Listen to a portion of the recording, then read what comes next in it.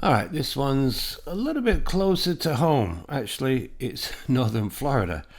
It has a 20% chance of formation within the next 7 days. And it's more likely northern Florida. It's not a developed system yet. But towards the end of this week, or next weekend, there's an area of pressure that could develop from the remnant frontal boundary near or along the southern US Atlantic or Gulf Coast. So some gradual tropical or subtropical development could occur thereafter as it drifts slowly just off the coastline.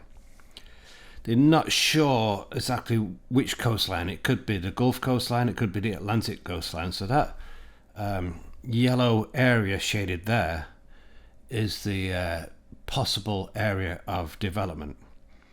So like I say, it's only got a 20% chance of formation within the next 7 days. But I almost guarantee you in the next couple of days that'll go up to 30, 40, 50%. So definitely keep an eye on this one. This is really close to Marco Island and Naples.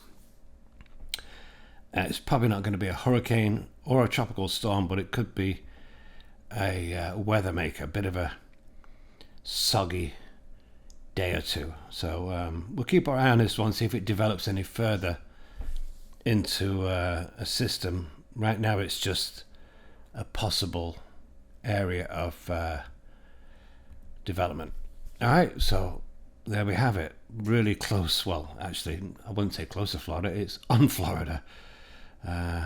So it could develop in the Gulf and it could develop in the Atlantic. But either way, it's going to be a bit of a rainmaker.